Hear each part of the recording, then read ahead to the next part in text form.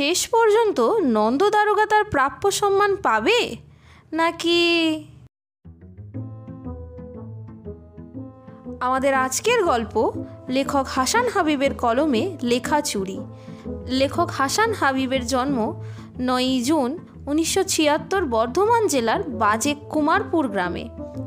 গ্রামের স্কুলে প্রাথমিক ও মাধ্যমিক পর্যায়ে শিক্ষা সমাপ্ত করার পরে পরবর্তী পড়াশোনা করেন বেলুড় মঠের রামকৃষ্ণ মিশন বিদ্যা মন্দিরে। কলকাতা বিশ্ববিদ্যালয় থেকে ইংরেজি সাহিত্য নিয়ে পড়াশোনা করেছেন।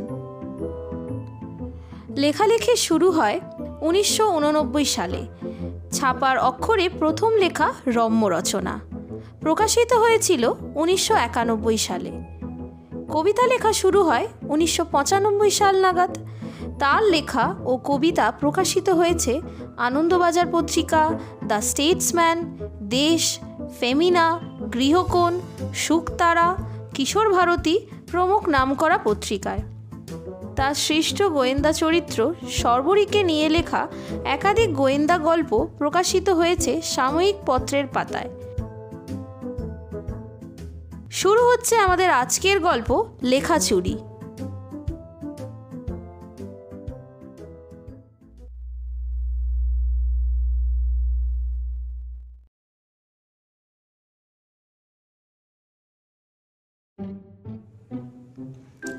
গল্পখানা শেষ করে একটা বেশ তৃপ্তির শ্বাস ফেললেন নন্দ দারোগা।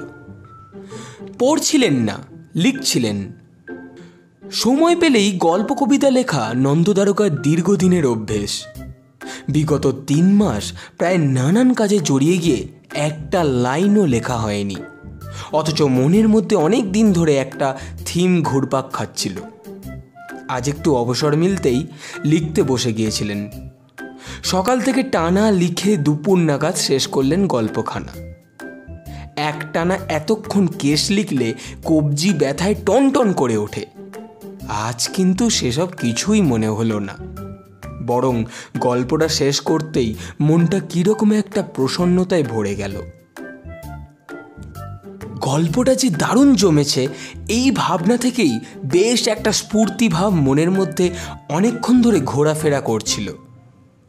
শেষ লাইনটা লেখা হতেই খুশিতে পরিপূর্ণ হয়ে উঠল দারোগাবাবুর মন। গল্পটার এতক্ষণ শিরোনাম ছিল জঙ্গলে কিসের আওয়াজ। একটু ভেবে নামটা ঈষৎ পরিবর্তন করে লিখলেন জঙ্গলের আওয়াজ। তার উপরে একটা ক্লাসিফিকেশন হেডিং দিলেন রোমাঞ্চকর রহস্য গল্প। লেখা পাতাগুলো স্ট্যাবলার দিয়ে গাঁথার সময় নিজের ভিতরেই কেমন যেন একটা শিহরণ টের পেলেন নন্দ দারোগা। নন্দ দারোগার লেখা কেউ পড়ে না, পড়ে শোনাতে গেলেও শুনতে চায় না, তাই নন্দ দারোগার মনে খুব দুঃখ। কিন্তু এবার আর কি নয়, এবার না পড়ে কোথায় যাবে বাছাধন। একে রহস্য গল্প, তাই রোমাঞ্চকর। টেবিলে এমনভাবে লেখাটা ফেলে রাখলেন যেন উল্টো দিকে যেই বসুক তার চোখে পড়ে। কিছুক্ষণ পর পর্দা ঠেলে তার ঘরে ঢুকল এএসআই দীপক রায়। তাকে ঘরে ঢুকতে দেখে মনে মনে খুশি হলেন নন্দ দারোগা। চেয়ারে বসতে বসতে লেখাটার দিকে তাকালো দীপক। আবার রহস্য গল্প লিখলেন নাকি স্যার? ব্যাস, ওইটুকুতেই শেষ। বেটা ছেলে একবার উল্টে দেখলে না পর্যন্ত। নন্দ দারোগার প্রসন্ন ভাবখানা অনেকটাই ঝিমিয়ে গেল। মনে মনে বেশ কিছুটা ক্ষুণ্ণ হলেন তিনি। দরকারি কথা সেরে বাইরে বেরিয়ে মনের আনন্দে শীষ দিতে দিতে আবাসনের দিকে হাঁটা দিল দীপক রায়। বাইরে দেখা করার অপেক্ষাতে দাঁড়িয়েছিল বুড়ো কনস্টেবল হরিপদ দাস।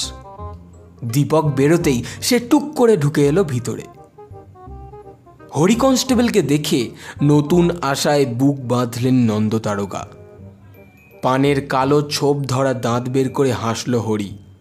তারপর সামনের চেয়ারটাতে বসতে বসতে বলল, আমার কথাটা একটু ভেবে দেখলেন স্যার? বড়বাবুর উত্তরের অপেক্ষা করতে করতে লেখাটা চোখে পড়ে গেল হরি কনস্টেবলের। লেখাখানা হাতে তুলে নিল সে। স্যারের লেখা বুঝি? বড়বাবু নন্দ দারোগার মনে ফের খুশি খুশি ভাবটা ফিরে এলো। মনে মনে ভাবলেন, যাক, বাইপাসের চৌরাস্তার ট্রাফিক সামলানোর ভারটা এবার হরিকেই দেওয়া হবে। কিন্তু বিধি বাম নন্দ দারোগার, ব্যাটা হাতেই নিল, একটা লাইনও পড়ল না। আহাম্মক কোথাকার। স্যার নিশ্চয়ই ভালোই লেখেন। বলে লেখাখানা ফের নামিয়ে রাখল টেবিলের উপর। নন্দ দারোগার মেজাজ গেল খিঁচড়ে। একটা ধাতানি দিলেন হরিকে। তোমাকে বলে দিয়েছি তো যে ওই দায়িত্বটা আমি ফণিকে দেব, যাও এখন। হরি কনস্টেবলের বেরিয়ে যাবার পথের দিকে তাকিয়ে আরও খানিক বিড়বিড় করলেন নন্দ দারোগা। হার গিলে বুড়ো, সারা জীবন শুধু ধান্দাবাজি, সাহিত্যে তোরা কি বুঝবি? নিজেই ফের হাতে তুলে নিলেন লেখাটা। পাতাগুলোর গায়ে একবার হাত বুলোলেন। মনটা আবার খুশি খুশি হয়ে উঠল। এমন সময় সেন্ট্রি রামেশ্বর খবর দিলে, রজতবাবু আয়া। রজতবাবু স্থানীয় পঞ্চায়েত প্রধান, গঞ্জের বাজারের মালিক। আন্দার ভেজো। বলে লেখাখানা ফের টেবিলের উপর ফেলে রাখলেন। দুহাত তুলে নমস্কার করে হাসি মুখে ঘরে ঢুকলেন রজতচন্দ্র মুখোপাধ্যায়। বসেই শুরু করলেন বর্গা সমস্যা, পুলিশি প্রোটেকশন, নতুন সরকারের বনসৃজন নিয়ে নাতিদীর্ঘ বক্তৃতা। এই জন্য ব্যাটাদের সহ্য হয় না নন্দ দারোগার। কোনো দরকার ছাড়া ব্যাটারা এ পথ মারায় না। নেই কোনো সাহিত্য সংস্কৃতি নিয়ে আলোচনা, গল্প টল্প পড়ার অভ্যেস। নিজের আর্জিসমূহ পেশ করা শেষ হতে হঠাৎ রজত মুখার্জির চোখে পড়ে গেল লেখাটা। বড়বাবু আজকাল গল্প লিখছেন নাকি? হাতে তুলে নিতে নিতে বললেন রজত মুখার্জি। বুকটা বেশ কেমন যেন খুশিতে মোচড় দিল দারোগার। যাক, প্রধান অন্তত গল্পটা পড়তে শুরু করলে। না, ব্যাটার শিক্ষা দীক্ষা আছে। বাহ, তা বেশ, ভালো ভালো। বলেই ব্যাটা নামিয়ে রাখলেন লেখাটা। নন্দ দারোগার পিত্তি জ্বলে গেল। ব্যাটা বামুন, বাজারে সবজি ব্যাপারীদের কাছে থেকে পয়সা তোলা ছাড়া আর কি বুঝবি তোরা? তিনিও কিছু কল্পিত সমস্যার কথা উল্লেখ করে পুলিশি সাহায্যদানের ব্যাপারটা ঝুলিয়ে রেখে দিলেন। রজতবাবুর গমন পথের দিকে চেয়ে একটা দীর্ঘশ্বাস ফেললেন নন্দ দারোগা। না, ব্যাটারা কেউ পড়ল না। কিন্তু এবার তিনি মরিয়া হয়ে উঠেছেন। না, আর নয়, যাকে হোক এই গল্পটা তিনি পড়াবেনই। মনে তো হচ্ছে দারুণ হয়েছে, এই গল্পটা অন্তত ফেল মারবে না। কিন্তু পত্রিকায় দেবার আগে কাউকে পড়িয়ে একটু গুণমান যাচাই করে নেবার দরকার। বাড়িতে তোয়াজ করে শোনাতে গিয়েও লাভ নেই। 2 লাইন শুনেই টুসি বলবে, বাবা, তুমি নারায়ণ গাঙ্গুলি, প্রেমেন্দ্র মিত্রর মতো লেখো না কেন গো? 4 লাইন পড়া হতে না হতেই গিন্নি বলে বসবে, শোনো না, কবে তোমার নাম হবে গো? ধুস, গল্প শোনার দিকে মন নেই, শুধু এ কথা ও কথা। ওদেরকে শুনিয়ে লাভ নেই।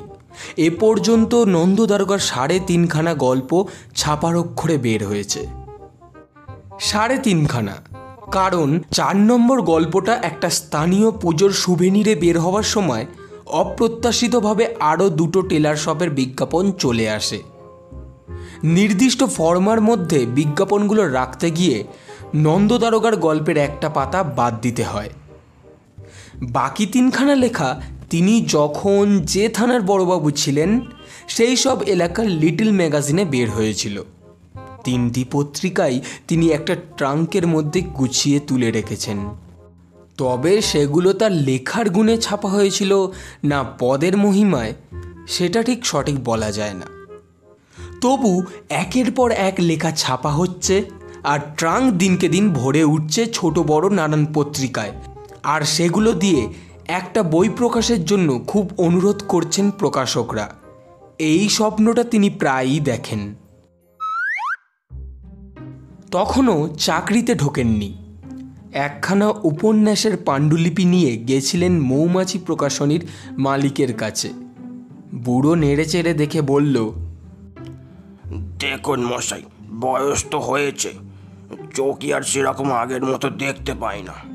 হাতের লেখা পড়তে তো ভীষণই অসুবিধা হয়। তা আপনি বরং এই লেখাটা কোনো পত্রিকায় ছাপান, তখন পড়তে কোনো অসুবিধা হবে না। তরুণ নন্দ মিত্র রাগে পাণ্ডুলিপির খাতাখানা তার নাকের ডগে নাচিয়ে বলে এসেছিলেন, এই শর্মার কাছেই একদিন লেখার জন্য লাইন দিতে হবে।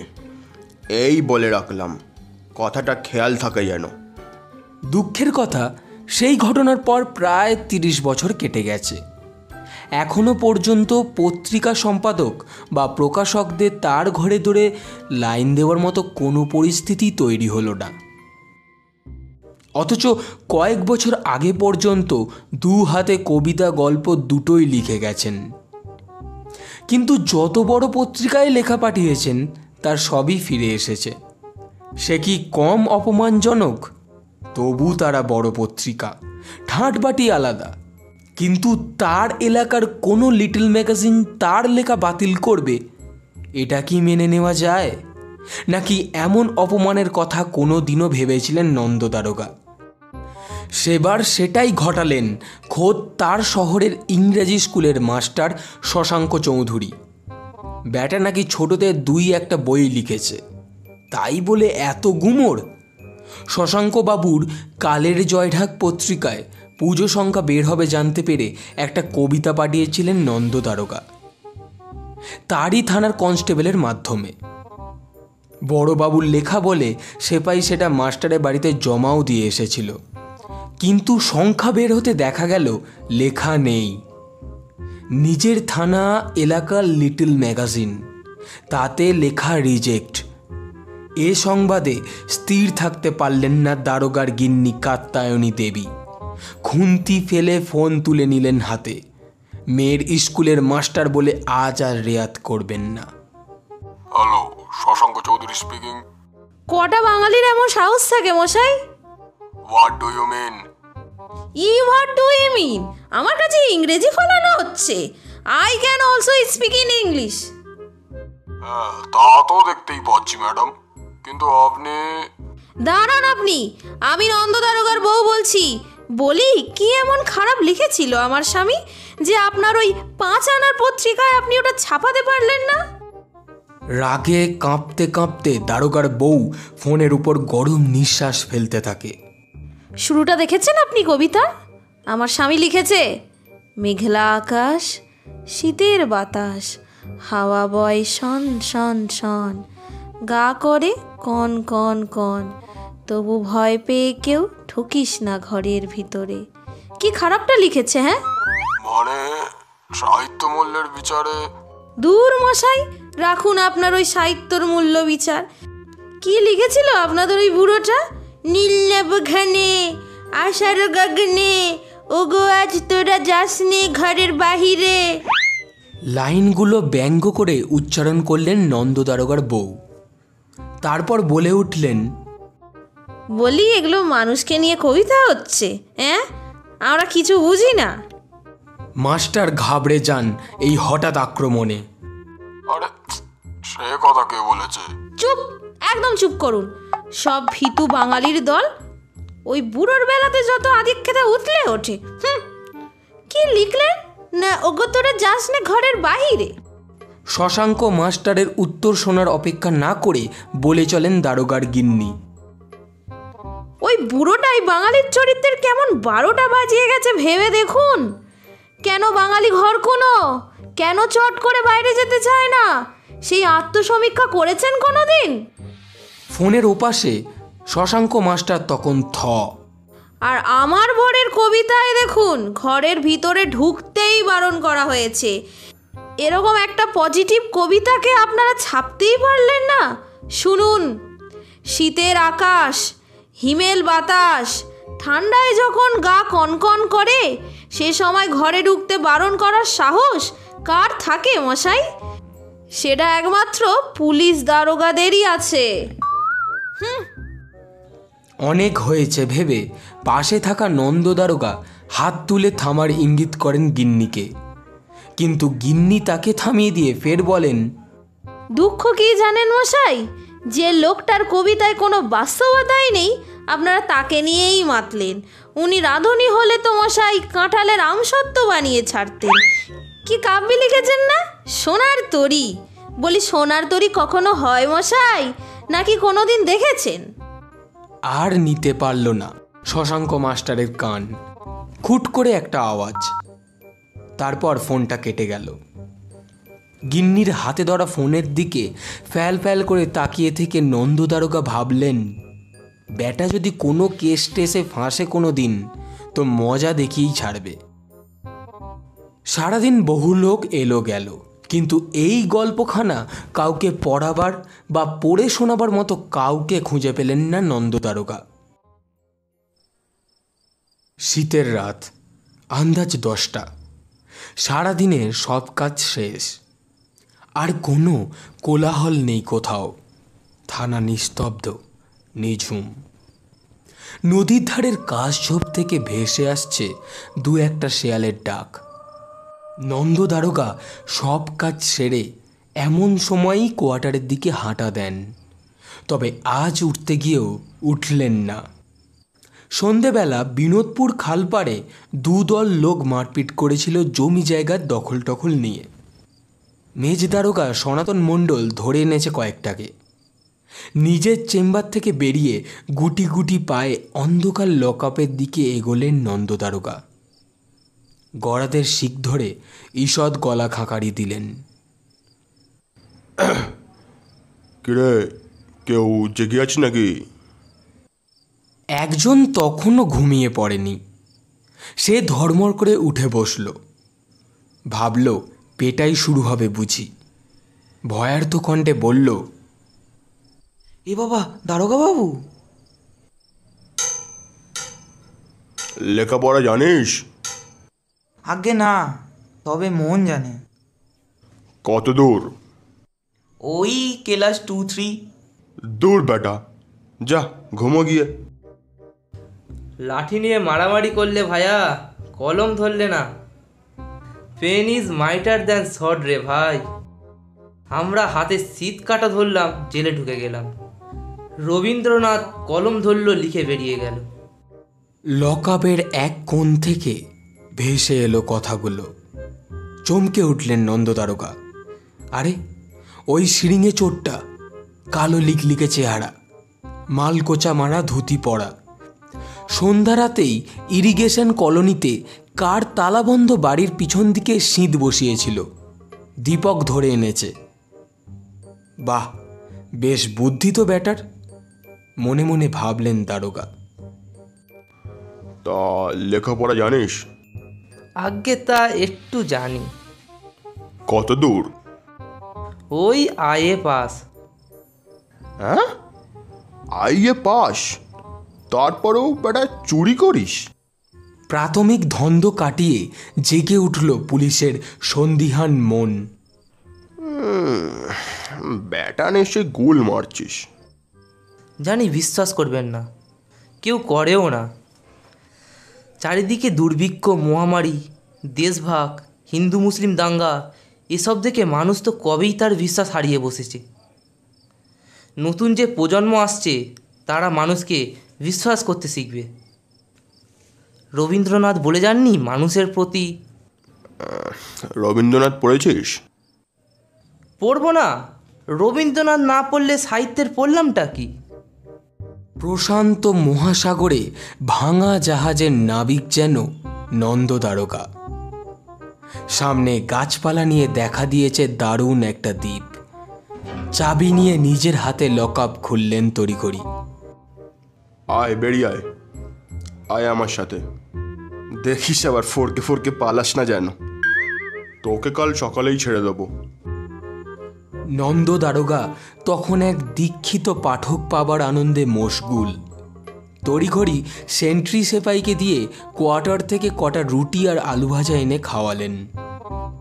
খাওয়া শেষ করে চোর হারাধন মাথা নিচু করে ধুতির খুঁটে মুখ মুছল। তারপর বড়বাবুর চেম্বারে মুখোমুখি বসলেন দুজনে। হারাধন আসলে মহা ফিচেল চোর। লেখাপড়া জানে, তবে ছোট থেকেই তার দুষ্ট বুদ্ধির জোড়া মেলা ভার। দারোগাকে এর মধ্যেই একটা মিথ্যে বলে দিয়েছে। সে আইএ পাশ করেনি, তার আইএ পরীক্ষা দেওয়াই হয়নি, তবে তার বিশ্বাস পরীক্ষায় বসলে সে পাশ করতই। তাই কেউ জিজ্ঞেস করলেই সে বলে দেয় আইএ পাস।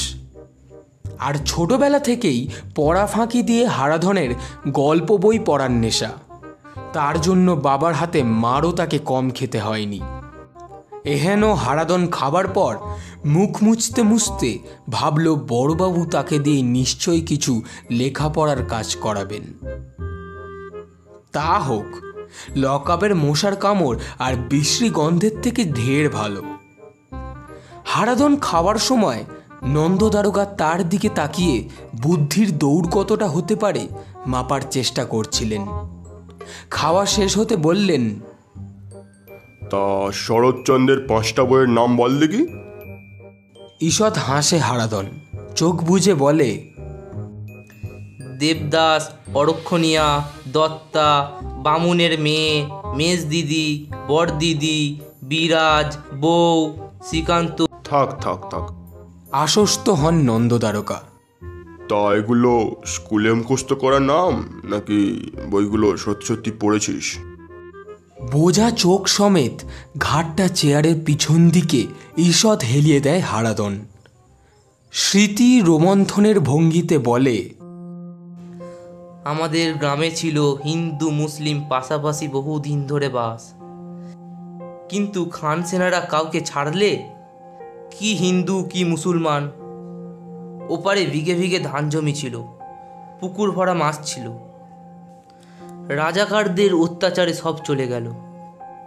ওরা বললে হিন্দু সম্পত্তি ওদের। বাবাকে এক রাতে ধরে নিয়ে গেল, আর ফিরে এলো না। প্রাণের ভয়ে সম্পত্তির মায়া ছেড়ে এক রাতে লুকিয়ে পালালাম। এ দেশে এসে পরিচয় হলো রিফিউজি। পেটের দায়ে চুরি করতে ধরলুম, আজও ছাড়তে পারিনি। দারোগার মন দ্রব হয়ে পড়ে হারাধনের গল্প শুনে। কাল সকালেই তোকে ছেড়ে দেবো। বাবা বাবা এগুলো একটু পড়ে দেখ দেখি কেমন হয়েছে। বলে ড্রয়ার থেকে তার লেখা গোটা চারেক গল্পের পাণ্ডুলিপি বের করেন। হ্যাঁ, দারোগাও গল্প লেখে নাকি? মনে মনে বিস্মিত হয় হারাধন, তবে সেটা প্রকাশ না করে গল্পে মনোনিবেশ করে সে। স্কুল ম্যাগাজিনে হারাধনও একসময় 2-4টে লিখেছে, আর লেখক মনস্তত্ত্ব সে ভালোই বোঝে। কোন লেখকের লেখাকে ভালো বললে সে যার পণ্যায় খুশি হয়, একটু প্রশংসা শোনার জন্য তার জান পর্যন্ত লড়িয়ে দিতে পারে। দারোগা বাবু কাল সকালে ছেড়ে দেবে বলেছে। সেটা শুনেই সে দারোগার মন গলানোর কাজে নেমে পড়েছে। একটু আগে তার বলা কথাগুলো একটাও সত্যি নয়। চুরি চামারি ধরার পর বাপ খেদিয়ে দেয় বাড়ি থেকে। সে গিয়ে একটা রিফিউজি কলোনির পাশে তার এই লাইনের গুরুর বাড়িতে ওঠে। কলোনিতে তার অনেক বন্ধুর কাছে শোনা ওই দুঃখজনক মনোলগটা সে শুধু দারোগা বাবুর সামনে একবার চোখ বন্ধ করে মুখস্থ আউড়ে গেছে। তাতেই অনেকটা গলে গেছে নন্দ দারোগা। বাকিটা এবার লেখা পড়ে গলাবে বলে ঠিক করেছে হারাধন। প্রথম পাতার মাঝামাঝি গিয়েই মুখে হাসি ফুটিয়ে তোলে হারাধন। হাসি ফোটে নন্দ দারোগার গোফের ডগাতেও। লেখা যত এগোতে থাকে হারাধনের হাসি তত চওড়া হতে থাকে। হারাধনকে পেয়ে মনে হয়েছিল ধু ধু সমুদ্রের মাঝে একটা দ্বীপ। এখন মনে হচ্ছে সেই দ্বীপে বহু বছর বাস করার পর একজন মানুষ দেখতে পেয়েছেন। পড়া শেষ করে হারাধন নন্দ দারোগার দিকে চেয়ে থাকে হতভম্ব দৃষ্টি নিয়ে। যেন কত অবাকি না হয়েছে সে, এক্কেবারে বাক্যরহিত। বেটা দারোগা কাল ছেড়ে দেবে বলেছে, তাই হারাধন এবার মুখ খোলে, প্রশংসায় ধুয়ে দেয় একেবারে। নন্দ দারোগা চেয়ারে বসে সে কি ভগ ভগ হাসি। এক এক করে 4খানা গল্প শেষ করে হারাধন। আর একটা গল্প শেষ হলে এক প্রস্থ প্রশংসার বন্যা। এই মুহূর্তে কোন গল্পটা বড় পত্রিকায় দিতে পারি বল দেখি? হাসির গমক থামিয়ে প্রশ্ন করে নন্দদারোগা। আর কি কপাল, যে লেখাটা লিখে নন্দদারোগা দারুণ কিছু হয়েছে বলে মনে হয়েছিল, হারাধন সেই সদ্য লেখা জঙ্গলের পদধ্বনিটাই হাতে তুলে নিল। তবে স্যার গল্পটার কিছু জায়গা একটু চেঞ্জ করে নিলে ভালো হয় বলে হারাধন। উৎসাহিত দারোগা সাথে সাথে কলম বাগিয়ে ধরেন। হারাধন যে একটা শিক্ষিত চোর এবং সাহিত্যের সমজদার, এ ব্যাপারে নন্দদারোগার আর কোনো সন্দেহই নেই। হারাধনের কথা মতো গল্প চেঞ্জ হতে থাকে। দ্রুত কলম চলতে থাকে নন্দদারোগার। একটা জায়গায় এমন চেঞ্জ করলো হারাধন যে গল্পটার বিরাট একটা উত্তরণ ঘটে গেল। এমন একটা সমাপ্তির কথা ভাবতেই পারেননি নন্দদারোগা। তার গল্পের শেষে কোনো চমক ছিল না, কিন্তু হারাধন শেষ মুহূর্তে এমন একটা মোচড় দিলে ঘটনায় যে দারুণ একটা চমক তৈরি হলো শেষে। নামটাও চেঞ্জ করে দিল, অরণ্যের পদধ্বনি। মনে মনে হারাধনের সাহিত্য বুদ্ধির তারিফ না করে পারলেন না। সাহস করে বাকি সময়টা আর ওকে তুই বলতে পারলেন না নন্দদারোগা। তুমিতে উঠে এলেন। ভোর হয়ে এসেছিল। সকালের আগেই মুক্তি পেয়ে গেল হারাধন ওরফে হারু। মিষ্টি খেতে হাতে নন্দদারোগার দেওয়া 20 টাকা নিয়ে কুয়াশার আস্তরণে হারিয়ে গেল সে। পরদিনই ডাকযোগে লেখাটা ছোটদের বিখ্যাত মাসিক সাহিত্য পত্রিকা কৈশোরে পাঠিয়ে দিলেন নন্দদারোগা। অপেক্ষার প্রথম দিকের একটা দিন যেন মনে হতে লাগলো একটা যুগ। তারপর দৈনিক কর্মব্যস্ততার মধ্যে দিয়ে মাস 2 কেটে গেল। হঠাৎ একদিন ডাকযোগে তার ঠিকানায় এসে হাজির হলো কৈশোরের একটি সংখ্যা। খুলতে খুলতে হাত কাঁপতে লাগলো নন্দদারোগার। বুকের মধ্যে কি যেন একটা ভূমিকম্প ঘটে যাচ্ছে। প্রচ্ছদ, তারপরে সূচিপত্র, প্রচ্ছদ কাহিনী, প্রবন্ধ, খেলা, ছড়া, গল্প, অরণ্যের পদধ্বনি, নন্দগোপাল মিত্র। মার দিয়া কেল্লা। মেয়ে টুসির সামনেই বউকে জড়িয়ে ধরলেন নন্দদারোগা। দারোগা বাবুর মনে বেশ একটা সেলিব্রিটি ভাব এসে গেল। কাজের ফাঁকে, খাবার ফাঁকে, শোবার আগে ঘুম থেকে উঠে খুলে দেখতে লাগলেন অরণ্যের পদধ্বনি, নন্দগোপাল মিত্র। এতদিনে এই জীবনটা অর্থবহ বলে মনে হতে থাকে নন্দদারোগার।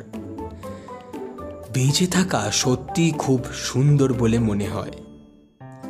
থানায় যাওয়া আর আসার মধ্যে প্রতি পদক্ষেপে মিশে থাকে বহুদিনের চেষ্টায় অর্জিত এক সম্মানের দরুণ গর্ববোধ। বুড়ো হরি কনস্টেবল, এএসআই দীপক রায়, প্রধান রজতেন্দ্র মুখার্জি বুঝুক কে তাদের বড় বাবু। মনে মনে হারাধনকে আর একবার ধন্যবাদ জানান নন্দদারোগা। 4 সপ্তাহ পর তার ঠিকানায় এসে পৌঁছলো কলকাতার সিটি সিভিল কোর্টের সমন। অভিযুক্ত নন্দগোপাল মিত্র। ছেলেবেলা পত্রিকার বহু পুরনো এক শারদ সংখ্যা থেকে বিখ্যাত সাহিত্যিক জ্যোতির্ময় গাঙ্গুলির একটি গল্প হুবহু নকল করার দায়ে।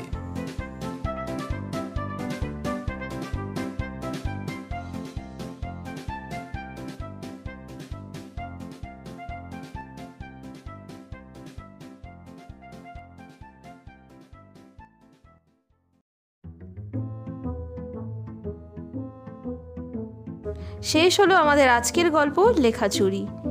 গল্প লেখক হাসান হাবিব, গল্পকথক রজত মুখার্জি এবং শশাঙ্ক চৌধুরী সায়ন, গল্পের সূত্রধার এবং কাত্যায়নী দেবী আমি শিল্পা, নন্দদারোগা হরিপদ এবং মৌমাছি প্রকাশনীর মালিক রাহুল, রামেশ্বর এবং হারাধন দীপঙ্কর, দীপক সুমন, টুসি সমৃদ্ধা, কয়েদি সৌহিত্য, পর্ব পরিচালনায় সায়ন, সমগ্র গল্পের আবহ সঙ্গীত, স্পেশাল এফেক্টস এবং পোস্টার ডিজাইনে সূর্য। আমরা অশেষ ধন্যবাদ জানাই গল্প লেখক হাসান হাবিব মহাশয়কে গল্পটি অডিও রূপে প্রকাশের ক্ষেত্রে আমাদের বিশেষ সহযোগিতা করার জন্য। কেমন লাগলো আমাদের আজকের গল্প জানান আমাদের কমেন্ট বক্সে। গল্পটি ভালো লাগলে পরিচিতদের সাথে অবশ্যই শেয়ার করুন। আমাদের গল্প নিয়মিত শুনতে হলে চ্যানেলটিকে সাবস্ক্রাইব করতে পারেন। আবার একটি নতুন গল্প নিয়ে হাজির হব আমরা। ততক্ষণের জন্য be safe and stay connected.